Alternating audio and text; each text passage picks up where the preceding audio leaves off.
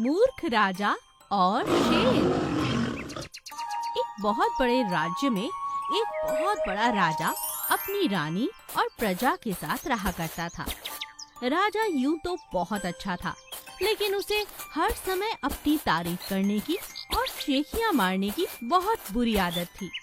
राजा यूं तो काफी शक्तिशाली था, इसमें कोई दो राय नहीं, मगर उसे हर बात को बढ़ चढ़ कर बताना बहुत पसंद था।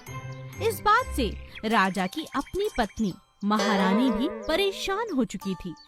एक दिन राजा ने अपनी पत्नी से कहा, ओहो, ये सूरज भी ना सुबह सुबह इतनी गर्मी हो जाती है।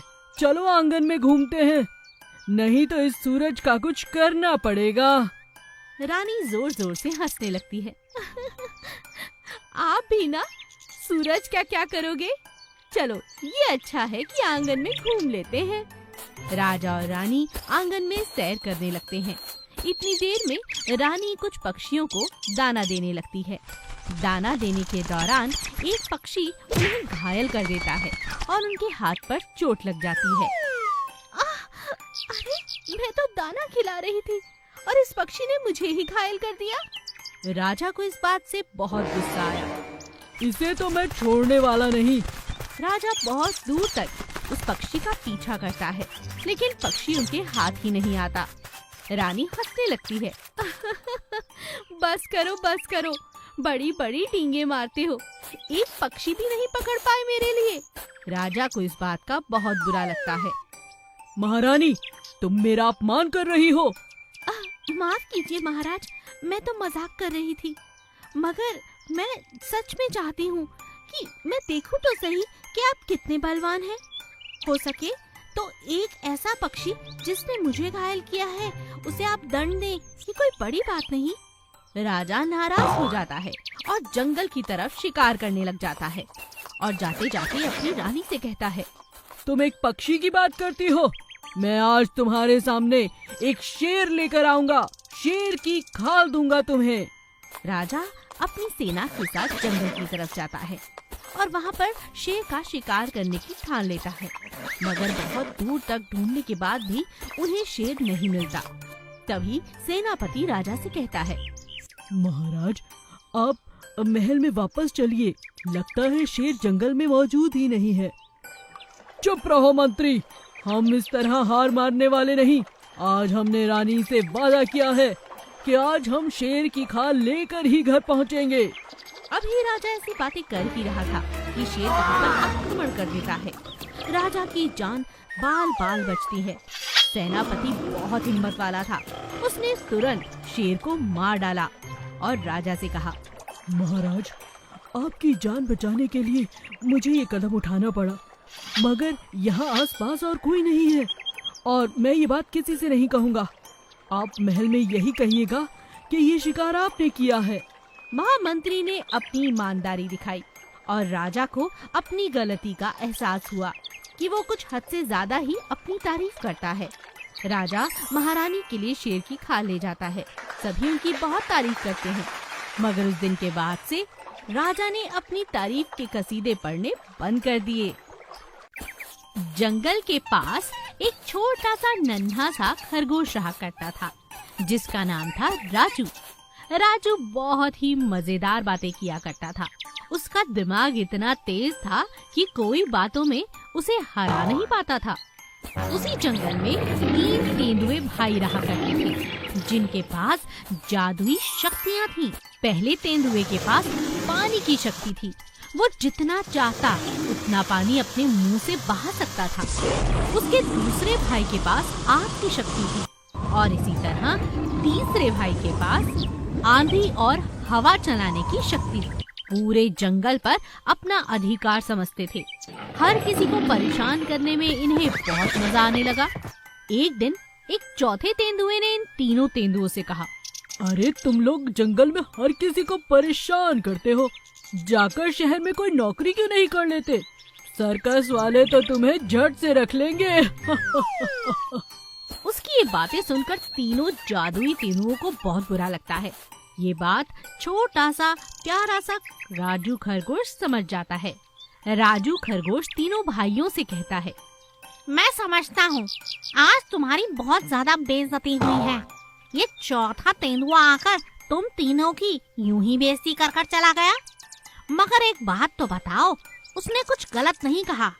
अगर तुम अपनी शक्तियों का सही तरीके से इस्तेमाल करो तो जंगल के लोग ना तो तुम्हारा मजाक उड़ाएंगे, ना ही तुमसे डरेंगे, बल्कि तुम्हें प्यार करेंगे। खरगोश की बातें सुनकर तीनों तेंदुओं में से सबसे बड़ा तेंदुआ उससे कहता है, मगर ये कैसे संभव है खरगोश, तुम ही बताओ। मैं बताता हूँ। देखो, अगर खूब पानी बहेगा तो मैं बिल में चला जाऊंगा, अगर बहुत हवा चलेगी तो मैं बिल में चला जाऊंगा, और अगर बहुत आग भी लग गई तो भी मैं बिल में जाकर खुद को सुरक्षित कर सकता हूँ। मगर अगर जंगल में आग लग गई तो पानी से कौन बुझाएगा, और अगर जंगल में आंधी आ गई तो भी तुम ही तो हो जो उसे रोक सकते हो। और हाँ, अगर बहुत ज्यादा पानी भी आ गया तो भी अपनी हवा और अग्नि के सहारे बहुत सारी मदद ऐसी हैं जो जंगल के जानवरों के लिए आप कर सकते हैं। जरा सोच कर देखो, हम जैसे छोटे छोटे जानवर अपनी जान बचाने के लिए इधर उधर भागते हैं, तुमसे भी बचते हैं, मगर तुम्हारे पास अनगिनत जादुई शक्तियाँ हैं जिनसे तुम लोगों की मदद कर सकते हो। आग के कारण खाना बनाया जा सकता है, हवा से गर्मी मिटाई जा सकती है, और पानी तो शीतल जल है जिससे हर किसी को तृप्ति मिलती है। खरगोश की इतनी प्यारी और मीठी बातें सुनकर तीनों तेंदुओं को समझ में आ चुका था कि वो अपनी जादुई शक्तियों का गलत इस्तेमाल कर रहे हैं। उस दिन के बाद से वो हर किसी की मदद करने लग जाते हैं और जंगल के सभी जानवर उन्हें बहुत इज्जत देने लगते हैं। हिरन का जोड़ा और शेर। मोती और मीना दो हिरन और हिरनी थे। दोनों पति पत्नी आपस में बड़े प्रेम के साथ जंगल में रहा करते थे। मोती अपनी पत्नी से बहुत प्यार करता था। एक दिन मोती अपनी पत्नी के जन्मदिन के उपलक्ष्य पर उसके लिए कुछ बहुत सुंदर सा गिफ्ट लेने के लिए जाता है, मगर रास्ते में उसे शेर दिख जाता है और शेर उस पर हमला कर देता है। यह सब होता हुआ उसकी पत्नी देख लेती है। मोती वहीं घायल हो जाता है और अपनी पत्नी से कहता है, तुम भाग जाओ मीरा, भागो, नहीं तो ये शेर तुम्हें भी खा जाएगा। जाओ जाओ, तुम चली जाओ यहाँ से, मेरी परवाह मत करना, जाओ। मोती रोता रोता अपनी पत्नी को वहाँ से भगा देता है। उसकी पत्नी रोते रोते जंगल से कोसों दूर चली जाती है। मोती, तुम्हारे बिना मैं कैसे जीऊंगी? ये क्या हो गया मेरे जीवन में? आज के जन्मदिन के दिन ही तुम मुझसे बिछड़ गए, मैं अकेली हो गई हूँ। मीना अब दिन रात बहुत दुखी रहने लगी। उसने अपना जन्मदिन भी नहीं मनाया और दिन रात अपने पति के वियोग में एक ही जगह बैठी रहती। उसकी बहुत सी सहेलियां हिरन उसे समझाने की कोशिश करती थीं, मगर वो समझना ही नहीं चाहती थी। एक दिन वो बहुत कमजोर हालत में पानी की तलाश में कहीं घूम रही थी कि अचानक उसका पैर एक बड़े से पत्थर से टकराया और वो दूर जा गिरी।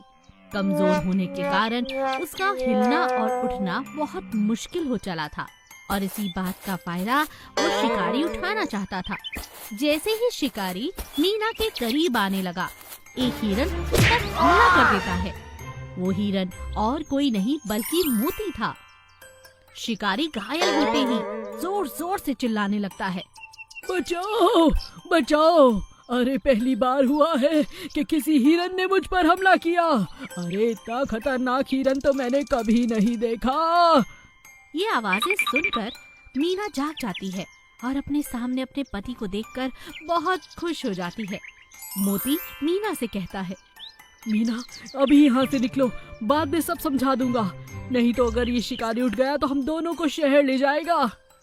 मीना अपने पति के सहारे से अपने घर के पास पहुंच जाते हैं और तब मीना मोती से पूछती है, मोती तुम कहाँ चले गए थे?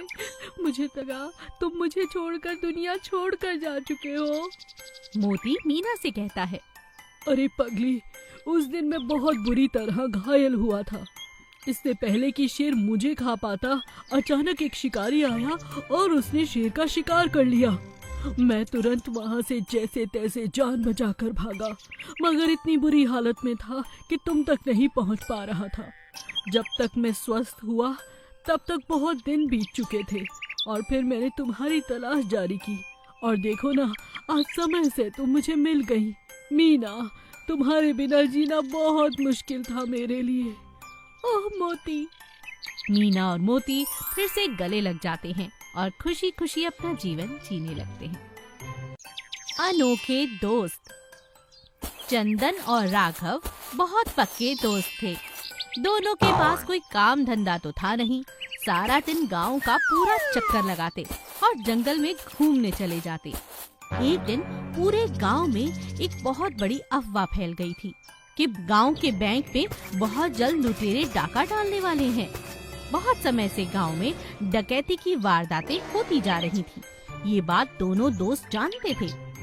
अरे यार, ये कौन डकैत है? कमाते धमाते नहीं, आसानी से पैसा चोरी करते हैं और जीवन व्यतीत करते हैं। मगर ये गलत बात है यार। ऐसे लोगों की मेहनत का पैसा ले लेना कोई अच्छी बात नहीं। तो हमें जाकर इनकी तलाश करनी चाहिए।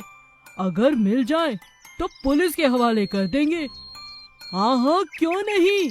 वो देखो, पुलिस ने उन्हें पकड़ने पर 10,000 का इनाम भी रखा है। दोनों दोस्त इनाम की राशि पाने के लिए अब बहुत मेहनत करते हैं। वो चाहते हैं कि उनके गांव में ये बैंक लूटा भी ना जाए और लुटेरे पकड़े जाएं। दोनों दिन रात लुटेरों की खोज कर रहे थे। अचानक तभी उनका ध्यान घोड़ों की आवाज पर गया, जो आधी रात को आ रही थी। अरे दोस्त, ये घोड़ों की आवाज कैसी? चलो पीछा करते हैं। दोनों दोस्त घोड़ों की आवाज का पीछा करते हैं और देखते हैं कि जंगल के बीचों बीच घोड़ों के ऊपर बैठे हुए डकैत किसी मजदूर से बहुत ज्यादा खुदाई करवा रहे हैं। थोड़ी देर बाद डकैत वहाँ से चले जाते हैं। दिन आने पर दोनों दोस्त वहाँ जाकर देखते हैं कि वहाँ खुदाई से सुरंग बनाने का काम चालू है। वो सुरंग सीधा उनके गांव के बैंक तक जाती है। ये बात वो पुलिस को बताते हैं और पुलिस मौका पाते ही डकैतों को पकड़ लेती है। अरे वाह, तुम दोनों ने तो बहुत अच्छा काम किया। पुलिस को सूचना देने के बाद ये 10,000 की रकम अब तुम्हारी हुई। बहुत बहुत शुक्रिया। दोनों दोस्त अब बहुत खुश थे। डकैत उनसे कहता है, हाँ, तुम दोनों की वजह से मेरा सारा प्लान खराब हो गया। मैं बाहर निकलकर तुम्हें छोड़ने वाला नहीं। अरे जाओ जाओ, लोगों को ठगने वाले, लोगों की मेहनत का पैसा लेने वाले, जाओ और जाकर जेल में चक्की पीसो, धमकी नहीं चलेगी। दोनों दोस्त बड़े इतराते हुए अपने घर 5-5 हजार रुपए ले जाते हैं और नया बिजनेस शुरू करते हैं, ताकि अब वो अपनी मेहनत से कमा सके और अपना जीवन अच्छे से बिता सके।